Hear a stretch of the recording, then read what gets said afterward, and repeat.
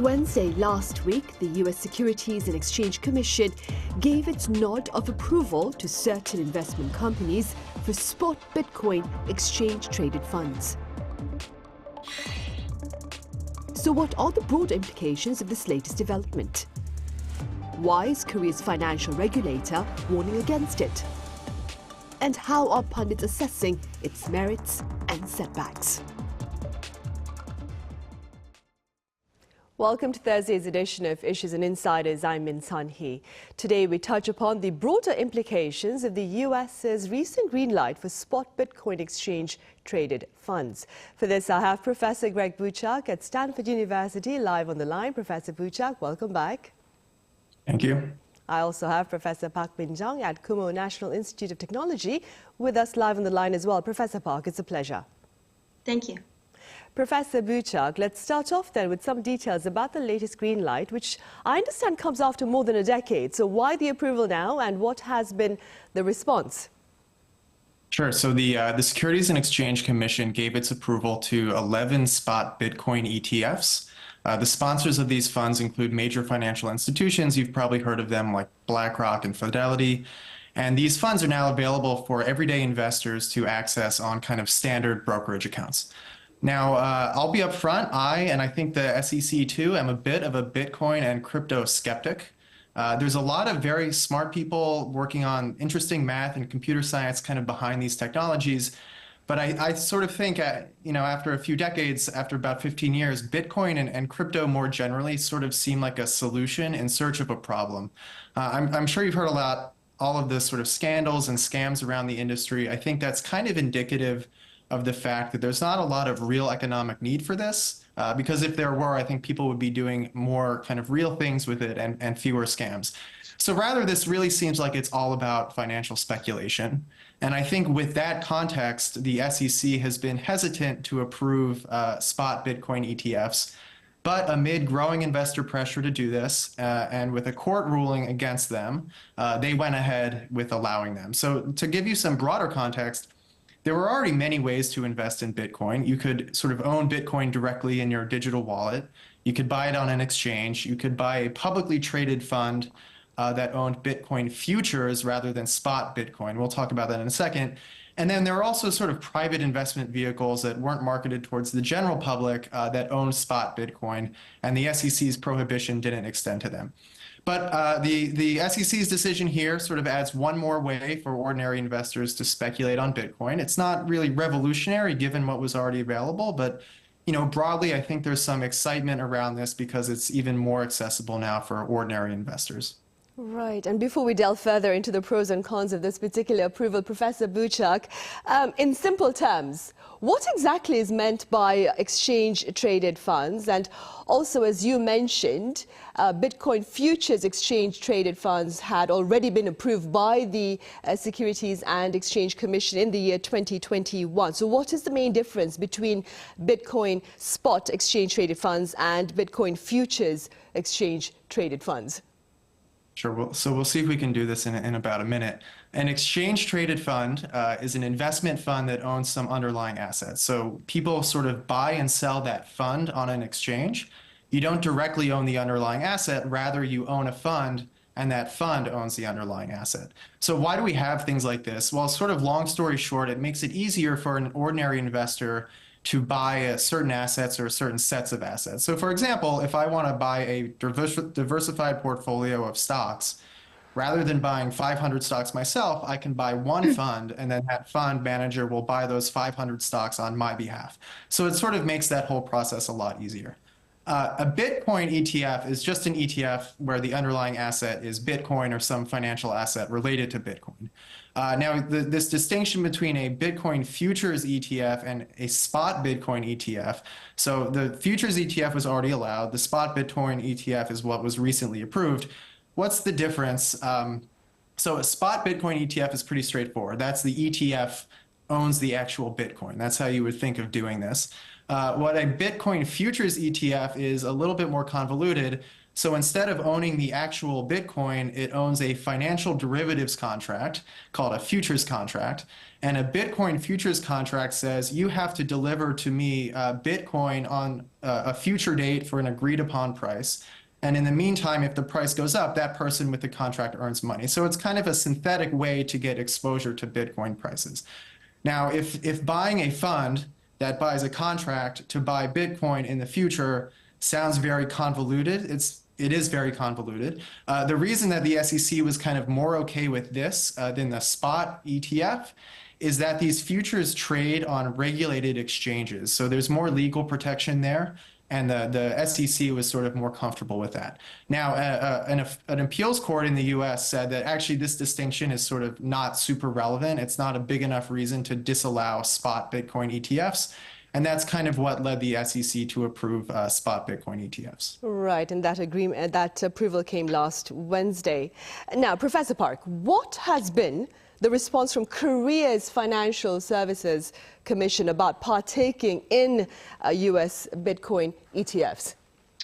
Yeah, actually, Korea's FSA, we call the Finance Service Commission, responded that actually Korea has a different legal system from US, so it is very hard to apply directly US's cases right now. And also, it said in a statement recently that listed US Bitcoin's ETF may violate Korean law existing in the recent. And also, FSC addressed that the intermediation by domestic security firms in Korea for US Bitcoins, which are listed in overseas, can have risks to conflict with the government's current stances on virtual assets and the provision of Market Capital Acts. Actually, these days, the Market Capital Act in Korea listed some of virtual assets, including Bitcoin, but they are not included in ETF, Bitcoin's ETF, and all of cryptocurrencies. So they said it is hard to adopt directly in US's cases from right now. And also, they have decided to this Bitcoin's ETF cannot have fall under the category of product investments in cryptocurrency market now. Right, I see. And Professor Park, how would you explain the Korean financial regulators' cautious stance? Yes, but these days, as I said, the Korea's FSC and financial authorities show some of stances very cautiously now. So there are a lot of reasons to show why the Korea shows that stances, but a lot of factors are combined. But we can infer that it is directly related to the stability of financial market or financial institutions or some of the purpose for protect investment. But actually, these days, we already know that cryptocurrency has some very high price, extreme fluctuations. So Korean governments and FSC and also a lot of financial institutions try to protect investors in advance. So also we can imagine and explain that stance, but Korea's financial authorities and government have time to develop some regulatory systems or technology advancements in advance to protect investors in advance. Right, so we're taking a proactive approach to better protecting our private investors then. And Professor Buchak, then staying with this cautious stance, if I were to ask you to perhaps highlight one potential major Bitcoin ETF threat, what would you point to? And how prepared are we to address it? Sure. So I think there's kind of a technical security threat, and then there's like a consumer protection threat that has been brought up. So let me tell you what I think is a sort of security threat here. The security threat is really in kind of the details of the implementation of the Bitcoin ETF. So when you're creating this ETF, this Bitcoin ETF, the fund actually has to own underlying Bitcoin somehow. And that's kind of easy in the case of a stock ETF. It's just like a legal agreement and people can't really steal that from you. In the case of Bitcoin, it's a little bit more complicated. So the ETF typically has to have something called a custodian. The custodian is a company that just sort of holds the underlying assets on behalf of the ETF. Now, the custodian of a Bitcoin ETF is at risk of cyber attack in all of the same ways that a lot of Bitcoin exchanges have been. So it's very easy for someone, or they sort of point a big target on their back when they own a lot of Bitcoin. And if there's sort of one big centralized custodian, which amazingly, this is sort of how this market is shaking out. Almost all of the new Bitcoin ETFs are using the same custodian. That custodian that's now owning tons and tons of Bitcoin is a very, very tempting target for sort of bad actors like hackers or thieves or a coordinated state actor like Russia or North Korea. So that's kind of the security threat I would be worried about. On the consumer protection side, I think Professor Park sort of mentioned this. There's a sort of extreme price volatility in cryptocurrencies, and it's not super obvious that it's good for consumers or it's good for investors to have easy access to this kind of thing. Now, it's not necessarily the regulator's role to sort of save consumers from themselves, but they should be cognizant of the idea that sort of by making Bitcoin very easy for people to invest in, you may bring more people into this market, and these are people who maybe should be paying down their credit card or saving in a more prudent way rather than speculating on this super volatile financial asset. Right, I see.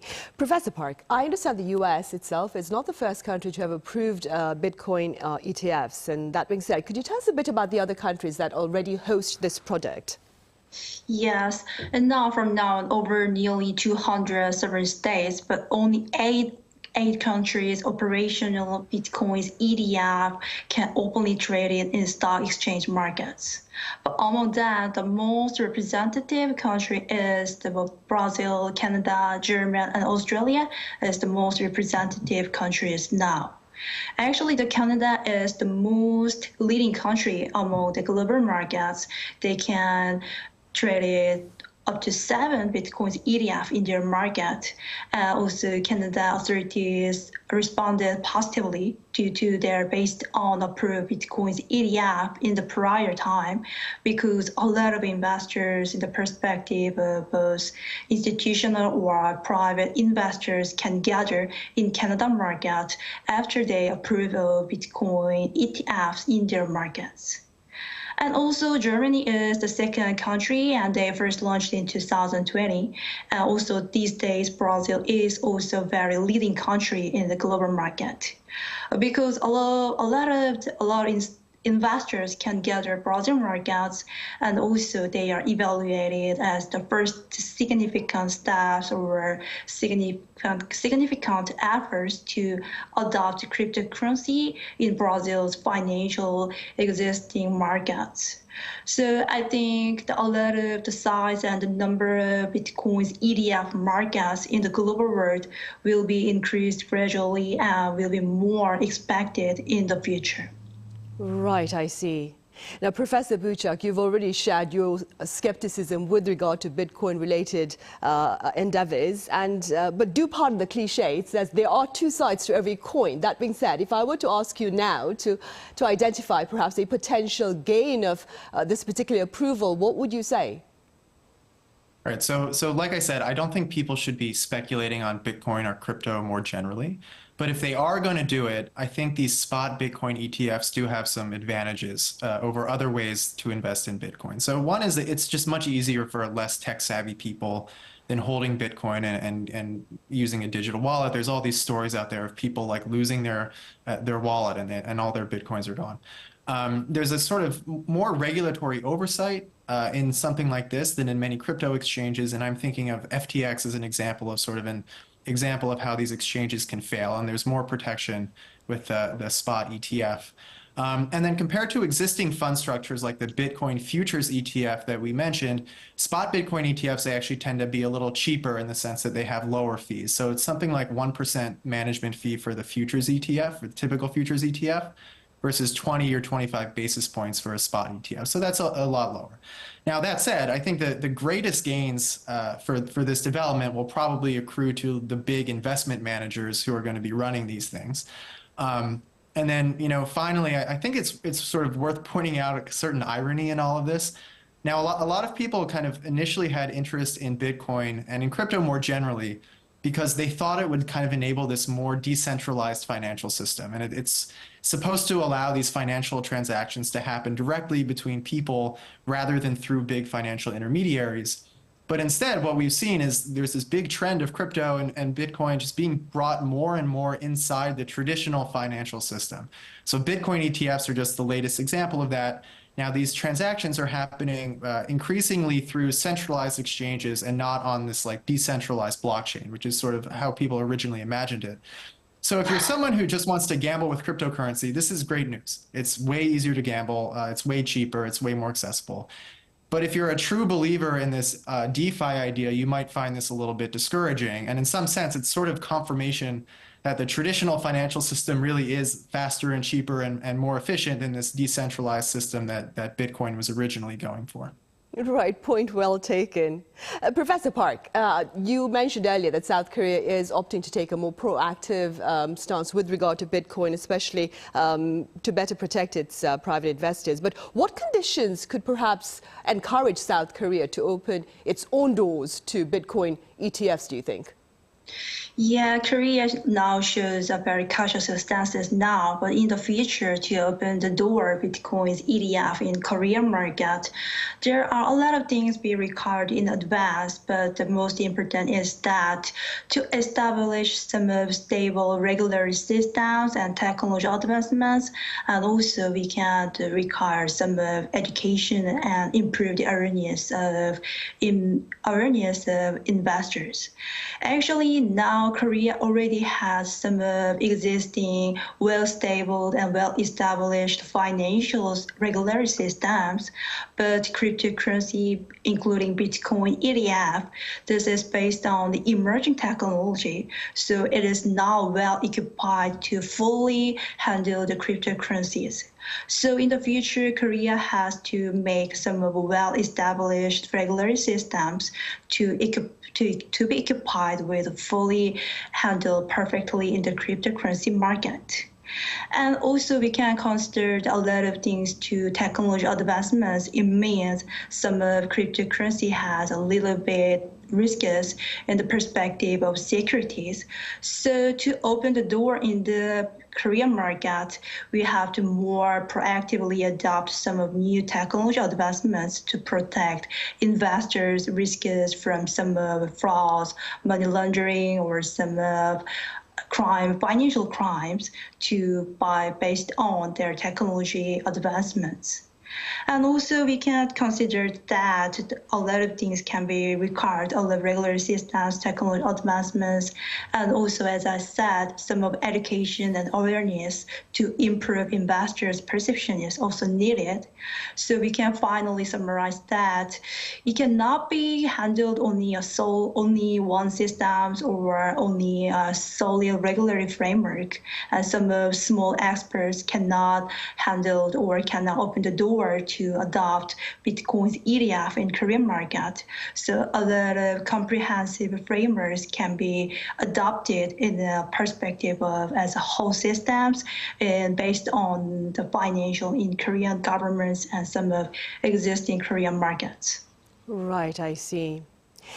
Meanwhile, Professor Buchak, beyond Bitcoin, we just started the year 2024, and as a professor in the arena of finance, what are your words of advice, perhaps, to individual investors seeking to better ensure their financial stability this year? Sure. This is kind of boring advice. It's not going to get me a lot of views on social media, but the real answer is just to keep it simple. So don't buy more than you can afford. Pay down high interest rate debt. So if you have a credit card balance, do whatever you can to pay it off. Invest the rest of what you want to save in a diversified, low-fee, passive equity index fund or ETF. If you're a little older, maybe you put some of that money in a similar bond fund that has a little less risk. So like if you're here in America, buy the Vanguard Total Stock Market ETF. You're investing in the whole economy. It's diversified. It's real companies doing real things. The expense ratio is 3 basis points, so you're not wasting all your money giving it to some manager who's taking a lot of fees. The price will go up, price will go down. Try not to worry about it too much. When the price goes down, don't panic and sell. It'll go up on average over the long term. Now, if as a hobby, you want to speculate on stocks or Bitcoin, that's fine, but just recognize that you're gambling. Vegas is probably more fun, and you'll probably lose money either way. So don't spend your retirement or your kids' college savings doing that.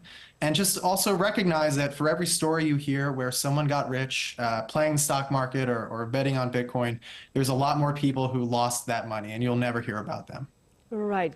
Point well taken again, Professor Buchak. And Professor Park, speaking briefly, because we have about a minute left, what are your words of advice to private investors here on the local front in Korea, that is, with regard to their financial decisions for this year? Yes, maybe this time season to approve Bitcoin's ETF approve in US. This is maybe a very good or meaningful time to investors. But investors always have to try to perceive this cryptocurrency, including Bitcoin ETF, as very emerging technologies. So they have to always try to get some of the newest and latest information related on regular systems or technologies. And also they do not require and adopt some of fake news or some of speculations, because these days a lot of fake news and some of contents which is not identified true as fact. So the cryptocurrency market is driven very easily based on those fake news or some of speculations in cryptocurrency market. So always investors try to figure out which news is true or not. The most important is that. Right, of course. Professor Park, thank you so much for your advice. And Professor Buchak, thank you very much for your words of wisdom as well. Right, well, on that note, we end Thursday's edition of Issues and Insiders. Thank you for watching. Do join us again same time tomorrow.